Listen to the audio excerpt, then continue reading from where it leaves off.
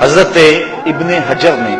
الزواجر کے اندر ایک روایت لکھی ہے، وہ فرماتے ہیں جو شخص نماز ترک کرتا ہے اس کو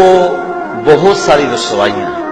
وہ کہتے ہیں پہلی بات تو یہ ہے کہ اس کی عمر میں برکت اٹھا لی جاتی ہے، دوسری بات اس کے چہرے سے صالحین کا نور اتار لیا جاتا ہے، تیسری بات وہ کوئی بھی عمل کرے اس کا ثواب نہیں ملتا اسے، چوتھی سزا دنیا پر اس کو یہ ملتی ہے اس کی دعائیں قبول نہیں ہوتی، اور پانچویں سزا اس کے لیے یہ ہے کہ اس کے لیے جو نیک لوگ دعا کرتے ہیں ان دعاؤں کا حصہ اسے نہیں ملتا۔ مومن نیک سحری وقت اٹھ کے دعا مانگتے اللہ پوری امت پر کرم کر دے، تو یہ بھی امت میں شامل ہے، دعا اللہ والے کی تو قبول ہوئی لیکن اس کا حصہ نیک لوگوں کی دعاؤں سے نکال دیا جائے، یہ دنیا پر اس کو سزائیں ہیں۔ اور جب وہ مرنے لگتا ہے نزا کے وقت تین اس کو سزائیں ملتی ہیں، ایک تو بھوکا مرتا ہے، دوسرا پیاسا مرتا ہے، تیسرا ذلیل ہو کے مرتا ہے، اور قبر کے اندر اس کو تین سزائیں ہیں۔ حضرت امام ابن حجر کہتے ہیں ایک تو اس کی قبر تنگ کر دی جائے گی، حتیٰ کہ ادھر والی پسلیاں ادھر اور ادھر والی پسلیاں ادھر، دوسرا اس کی قبر میں آگ ڈالی جائے گی، جو اللہ کے حضور نہیں چھپتا اس کی قبر اس لائق ہے کہ اس میں آگ ڈالی جائے، اور تیسری اس کے اوپر ایک اژدہا مسلط کر دیا جائے گا جس کا نام ہے شجاع الاقرع، اور جب وہ ڈنگ مارے گا تو 70 گز تک وہ شخص زمین میں دنس جائے گا اور وہ مسلسل یہ ڈنگ مارتا رہے گا، اور کہا کہ تین سزائیں اس کو حشر میں پہنچیں گی، ایک تو اس کا حساب سختی سے لیا جائے گا، دوسرا اللہ تعالیٰ جل شانہ اپنے قہر و غضب کا اس پہ اظہار کرے گا، اور تیسری اس کو سزا یہ دی جائے گی کہ اس کو جہنم میں ڈال دیا جائے گا۔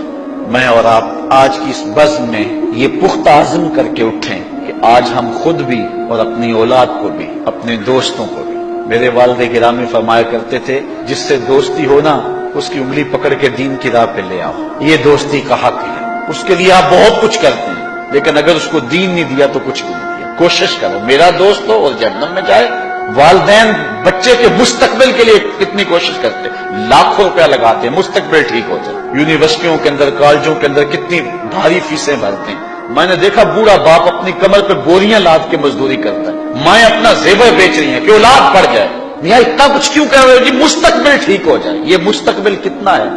20-25 سال کا، اور جو اصل مستقبل ہے اس کی فکر ہی نہیں کسی، اصل مستقبل تو وہ ہے۔ اللہ اکبر، کسی کا انٹرویو ہوتا ہے لوگ کہتے ہیں جناب دعا کرو کہ اس انٹرویو میں وہ کامیابی سے گزر جائے، میں کہتا ہوں جب قبر میں اترتا ہے پھر کسی نے آ کر کبھی نہیں کہا کہ دعا کرو مشکل گھڑی آ گئی ہے خیریت سے گزر جائے۔ اصل امتحان تو یہ ہے،